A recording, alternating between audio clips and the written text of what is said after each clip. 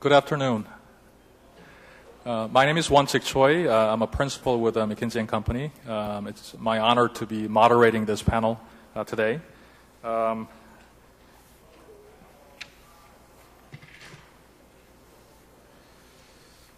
the next 70 minutes or so, this panel dialogue with government officials of new emerging countries.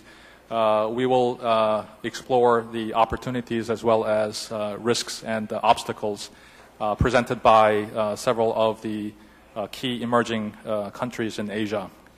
Good afternoon. I want to give two presentations of my country vis-a-vis on the trade development and economies, and it is just a preview of what we have here. There's three key factors for Cambodia to invest in Cambodia. First of all, political stabilities, macroeconomic stabilities, and transparent and predictable legal frameworks. But there's a fourth key factor that Cambodia is the most favored nation, and GSP, which is the general preference of preference. Cambodia is the 50th amongst the 50th least developed countries.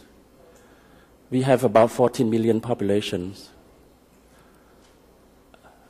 Cambodia should be looked as LDCs, which is the categories categorized by the United Nations as least developing countries.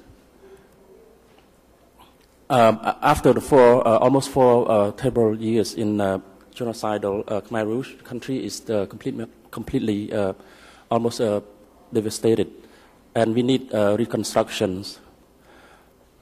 I strongly believe that from the knowledge and information that we exchange here, we will make more understanding and cooperation among our countries that leads to the peace, prosperities, and better living of our people.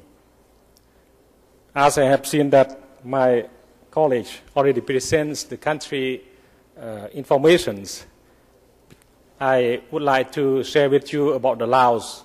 Maybe someone already visit our country. I don't know, all of you, maybe some still have no chance to visit the country, so I give you some information about the country before I enter to the exchange the information on the World Knowledge Forum. The Laos is a small country, is compared with our neighbors, because we have the 5 neighbors countries like China, Thailand, Myanmar, Cambodia, and Vietnam. Their population so big compared with our population just only more than 5 million people. We want to reach number of 6 million in this year, but I'm not sure. Can we reach on that or not? But the territory of our country, like you have seen that before the presentation have shown that we are 2/3 of Vietnamese territory, in which in Vietnam is 80 million people living in, but in Laos just only 6 million, nearly 6 million people. So we are rich on natural resources. We have the big potential on the natural resources provided, like the forestry, water resources, and also the mining sectors. The location of Laos, we are the landlocked country, but today we name our country like the land-linked countries. As you have seen that right now from the path of the regional connections, we are in the middle, so we become the good location for many investors to looking for investment in Laos. Laos is a least developed country right now. The per capita GDP per capita is $580 per person today. So taking these opportunities, let me share with you about the real creations and the challenges for Laos. As we all know, innovations and pushing the knowledge frontiers has been the basics of growth and in developed countries.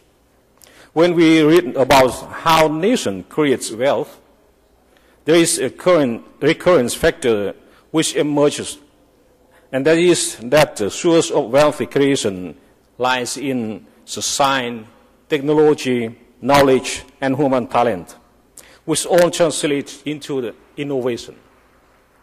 On the other side of the coin are the closely related issues of protection of knowledge, technology, and innovation. It means that intellectual properties as a means to stimulate investment in the creations of technology and innovation. Give you a brief overview of Vietnam's economic achievement in its drive to become the next Asian tiger, as well as the role my organization plays in that process. In my presentation, I would also slightly introduce the golden opportunities Vietnam is offering to foreign investors. First of all, I would like to thank my business newspaper and TV for giving us a chance to speak in such a special event before a knowledgeable audience, many of whom we would certainly seek to partner with. Ladies and gentlemen, in recent years, Vietnam's economic performance has attracted a growing interest from global business communities. In many aspects, Vietnam is seen as a good destination for foreign investors and the last boundary of the emerging market. So how far Vietnam has gone in the road to join the allied club of so-called Asian tigers? What needs to be done to achieve that goal?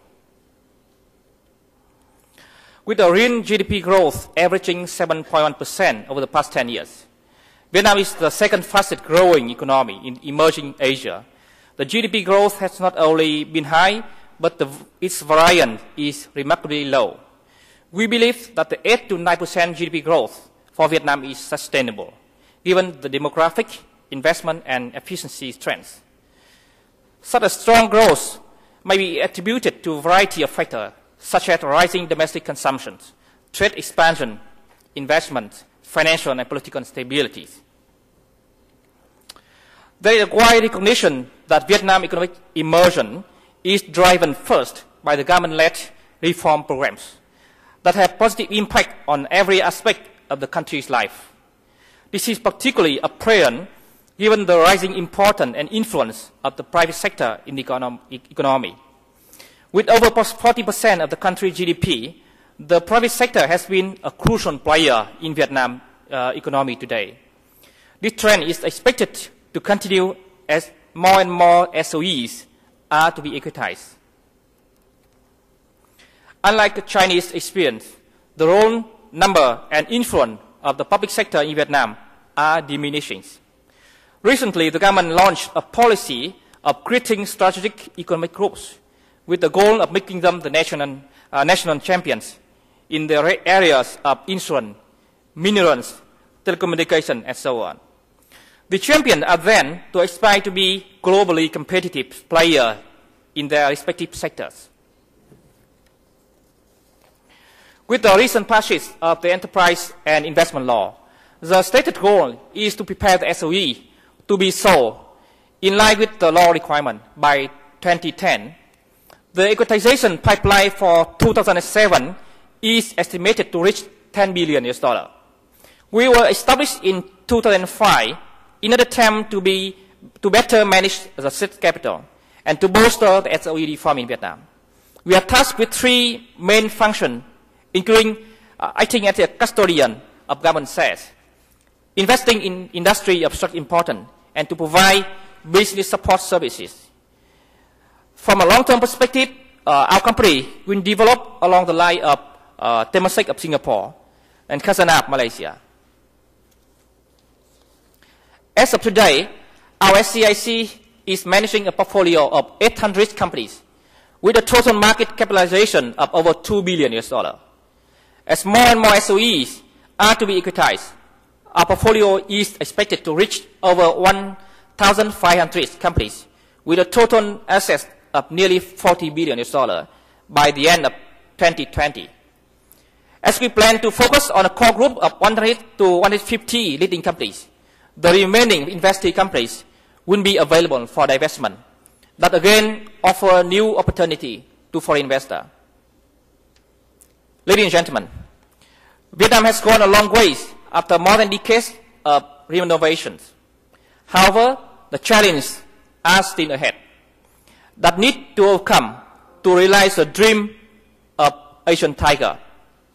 Given what the country has done so far, and given the lesson that have been learned from the past, it is my firm belief that that day will not be far away. With that in mind,